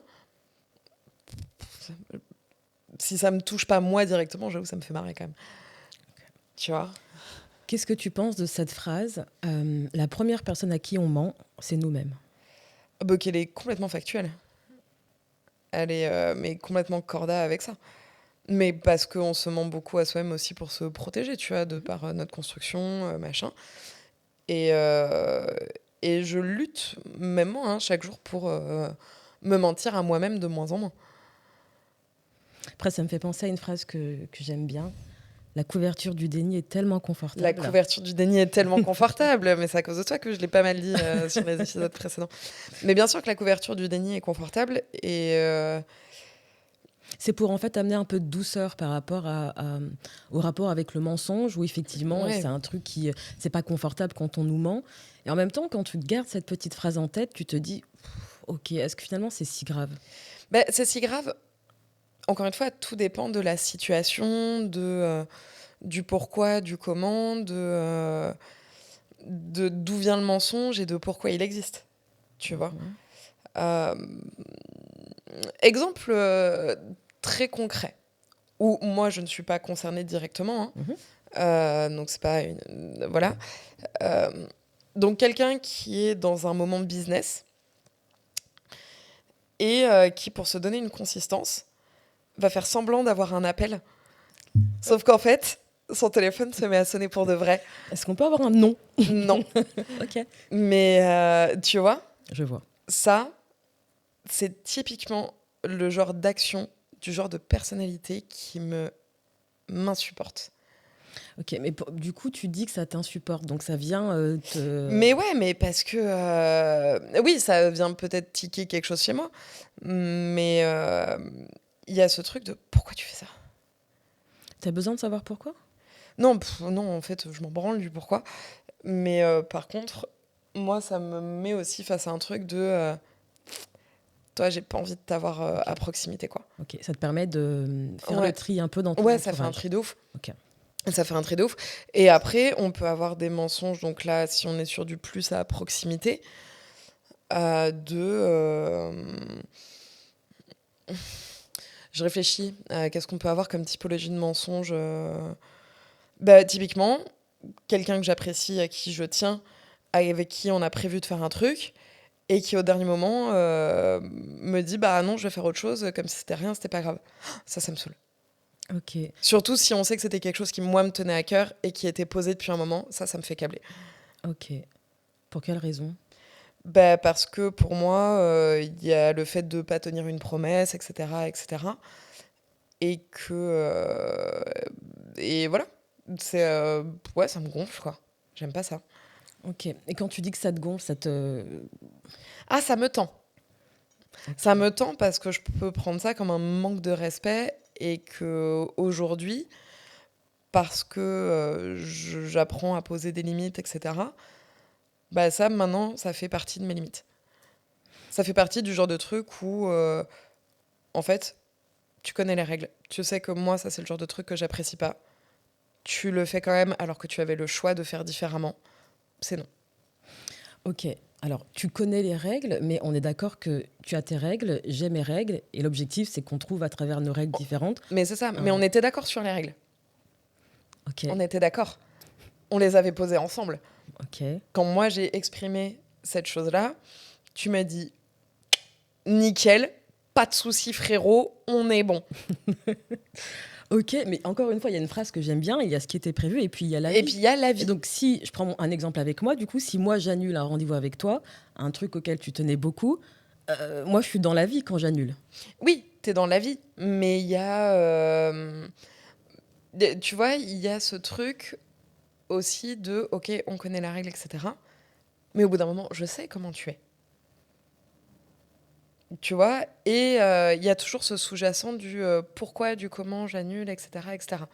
Toi, je sais que parfois tu peux être tête en l'air et que Effectivement. tu vas mettre 5 trucs sur le même créneau horaire que tu vas annuler avec moi, mais tu vas annuler avec d'autres gens aussi. Ouais, effectivement, je ne peux pas me défendre. Voilà, et que toi, c'est pas une question de choix, c'est une question d'étourderie. De non-organisation. Voilà, tu vois, moi, je te parle de l'annulation qui est un choix. Après, est-ce que c'est pas un Tu vois. choix quand tu viens annuler?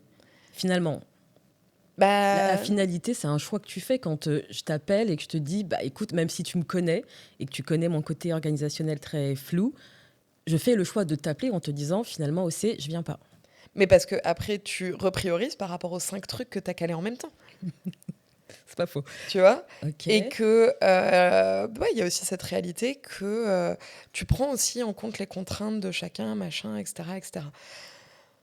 Je t'avoue que aussi, là, en grandissant, maintenant que j'ai de plus en plus d'amis qui ont des enfants ou qui, justement, ont des enfants et sont en garde alternée, etc., etc., euh, je vais avoir un peu moins de tolérance avec quelqu'un qui n'a que sa propre personne à gérer et qui va te dire oh, je suis débordée. Non. Pareil, je n'ai plus ce genre de personne dans mon entourage qui se noie dans un verre d'eau. Tu vois. Euh, Tu vois ce que je veux dire? Alors, je comprends, je suis pas tout à fait d'accord avec ça, parce que quand tu dis, quand donc une personne n'a que sa personne à gérer, moi, pour moi, hein, elle a aussi toutes ses émotions à gérer, et on sait aujourd'hui que la gestion des émotions, Ah c'est mais pas oui. un truc qu'on a appris à l'école, Ah non. et c'est pas un truc qui est facile à faire, quoi. Ah mais oui. Mais pareil, il y a une question de dosage. Ok. Tu vois. Donc, et puis en fait, si moi ça fait partie aussi de mes limites et des choses que j'ai pas envie de gérer, ça me regarde, ça m'appartient et j'ai pas à m'en justifier, en Complètement. fait. Tu vois. Mais je vois que plus j'avance, plus naturellement j'ai ce tri-là qui Qui se s'est fait. fait aussi. De. Et tu vois, dans mon entourage, j'ai plus de gens qui sont, tu vois, tout le temps en train de se plaindre de rien. De Tu rien selon toi. Mais de rien selon moi. Mais où en fait, toi, tu es en train de gérer une bérésina et oh putain, là, j'ai eu un problème, mon esthéticienne n'était pas disponible, je me suis cassé un ongle. Oui, mais parce que Tu vois. si tu t'arrêtes à l'esthéticienne et à l'ongle cassé, Oui, effectivement, mais flemme. factuellement, tu as envie de te dire, bon, c'est pas grand-chose. Mais en fait, cet ongle cassé, il y a quelque chose d'autre Mais derrière. peut-être. Mais en Mais c'est fait, pas à ton un moment, problème. c'est pas mon problème. Ok. Tu vois. Donc, si c'est pas ton problème, tu ne te laisses pas abîmer par ça. C'est-à-dire, il n'y a pas de colère, pas de Non, il frustration, n'y a pas pas de colère. Il y d'agacement. a juste, par contre, ça me saoule. Et Mais ça te saoule, c'est pas de la colère déjà? mais non, mais j'ai le droit aussi de dire, en fait, je n'ai pas envie d'avoir ce genre d'énergie autour de moi. On est d'accord. Je reviens Tu juste vois. sur le ça te saoule. C'est quoi l'émotion derrière ça me saoule? Si c'est pas de la colère. Mais l'émotion, ça me saoule, c'est que, tu vois, ça m'est arrivé, par exemple, d'avoir des copines dans mon entourage, ou même des copains, hein, c'est arrivé On avec est d'accord des que ma copains. question, c'est quoi l'émotion derrière ça te saoule, hein? Non, non, mais oui, oui, mais j'y viens.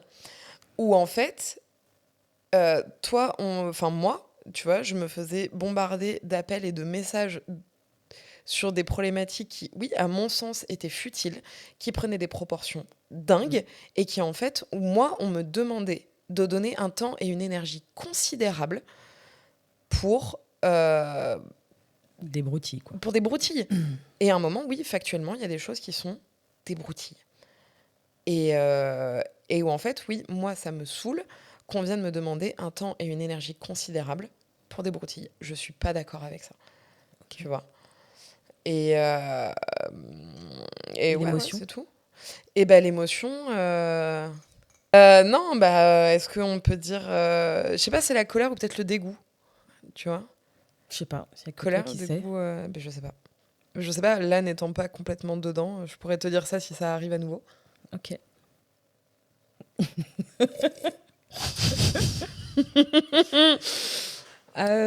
Ok, donc l'émotion derrière le Samsoul, c'est soit la colère, soit le dégoût. Mais du coup, tu t'infliges, entre guillemets, quelque chose qui n'est pas confortable pour toi. Ah, mais ça dure 2 secondes. Ah, ok. Ah, on parle pas d'un truc qu'on s'inflige une semaine. Ok. Je parle de, ah, vas-y, ça dure 2 secondes et c'est bon. Je passe à autre chose, quoi. Donc tu arrives à bien gérer tes émotions. De mieux en mieux, ouais. Même les plus inconfortables. De mieux en mieux, ouais. Pardon. J'ai tilté sur ta mimique de mieux en mieux. Tu as levé le sourcil. Ouais. Et pour moi, Mais de mieux en mieux, mais parce que ça dépend de l'intensité, de l'émotion et parce que tout est aléatoire, rien n'est linéaire, etc. Donc ça va dépendre de qui est impliqué dans la situation, de l'émotion en particulier. Enfin, voilà quoi. Il y a plein de paramètres hasardeux. ok. C'est quoi l'émotion la plus inconfortable pour toi? Je parle pas d'émotions négatives parce que pour moi, il n'y a pas d'émotions négatives. Elles ont toutes une importance. Elles ont toute leur place. Ouais, elles ont toute leur place. Chaque émotion a sa place. Une émotion inconfortable. Après, ça dépend où est-ce qu'on place l'inconfort. Hein, parce que pour le coup, on va dire que ma notion d'inconfort, elle est très, très, très large. Oui. Tu vois L'émotion vraiment avec laquelle t'es pas à l'aise. Elle te fait peut-être sortir de tes gonds. Ouais, pas à Chez moi l'aise. ou chez les autres? Non, chez toi. Chez moi Hmm. Ah ouais, la colère. La colère. Ouais. Ah, la colère, j'ai du mal avec cette émotion-là. Pour quelle raison? Ok. Face à l'injustice, par exemple, Ouais, l'injustice, ouais. la Ouais. colère monte vite. Ah, de ouf. De ouf, je monte dans les tours. Je monte dans les tours. Et puis j'ai plein de manières d'être en colère. J'ai pas forcément une colère où voilà, je vais m'en prendre à des portes et tout. J'ai pas une colère physique. Moi, j'ai plus une colère de type diarrhée verbale. Non, mais vraiment. Est-ce que tu peux nous expliquer ce qu'est une diarrhée verbale? De type, je vais être confrontée à une injustice qui va me mettre en colère. Et il va falloir que j'en discute avec quelqu'un, donc qui potentiellement connaît la situation, qui va pas du tout, en général, le vivre de la même manière que moi. Et je vais être là, oui, mais tu te rends compte, Sophie, c'est n'importe quoi, mais Diarrhée il faut le verbale. cramer. Voilà. Ok. Voilà, je peux avoir 10 minutes de logorée, non, mais tu te rends compte, mais c'est insupportable, c'est intolérable, et nan. Ça peut être long. Mais voilà, je l'évacue un bon coup. Ça peut revenir, hein, si on reparle du truc, hein, ça peut me démarrer très très vite. Mais ouais, je peux vite être en logorée de ouais, mais c'est n'importe quoi. Blablabla. Ok. Et qu'est-ce qui vient faire se calmer cette émotion, du coup, quand elle t'envahit? Ben, une fois que j'ai terminé ma logorée. Ok. Une fois que tu as tout sorti. Ouais, une fois que j'ai tout vomi, là on est bon. Ok. Je sais pas s'il faudra biper le mot vomi. Je sais pas, vomi? Attends. Non, ça va. Ouais. T'as dit ok. diarrhée quand même. Hein. Enfin, on a dit diarrhée, donc Ouais. entre le caca, la diarrhée, le vomi. Waouh. Ouais, et finalement on part sur un podcast médical. Est-ce que on peut quand même poser que j'ai énormément de mal à identifier mes émotions? Ouais. C'est pour ça que j'y suis allée un peu. Ouais, mais alors ça, d'où ça vient Enfin voilà, on pourra en reparler plus tard, mais il y a ce truc de je ne sais pas identifier mes émotions. Et je suis toujours hyper impressionnée par les gens qui arrivent à dire là je suis content, là je suis joyeux, là je suis triste, là je suis en colère. Parce que je n'y arrive pas. Alors, c'est pas complètement vrai, puisque là, tu as réussi à le faire. Mais j'ai T'étais réussi à le entre, faire, mais colère et dégoût. j'ai réussi à le faire, mais je suis jamais complètement sûre de mon coup. Hein. Tu vois, je le dis un peu comme je peux, mais il y a quand même cette réalité où il y a quand même un truc de je réponds pour répondre de ce que j'ai l'impression d'identifier chez les autres, etc. Quoi. Par effet miroir. Ouais. Ok.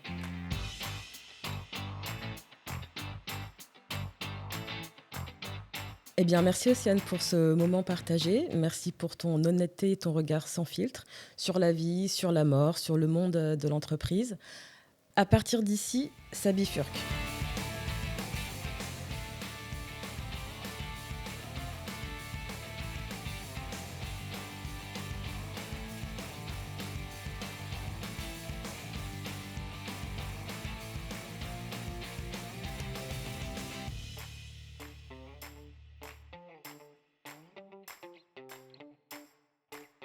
Oh ça va, c'était l'épisode 8. J'espère qu'il vous aura plu. Et comme vous l'aurez peut-être compris, c'était le dernier épisode de la première saison. On aura fait le tour, à mon sens, de l'aspect parler d'entrepreneuriat sans fil, partager des expériences. C'est pour ça que je suis passée de l'autre côté du micro aujourd'hui. C'est moi qui ai été interviewée aujourd'hui. Et maintenant qu'on se connaît un petit peu mieux, on va pouvoir avancer vers une saison 2 avec un autre concept, une autre manière de s'exprimer. Toujours en gardant la même DA, on est là pour dire les termes. Et pour dire les termes, j'ai décidé que je n'avais plus envie d'être toute seule.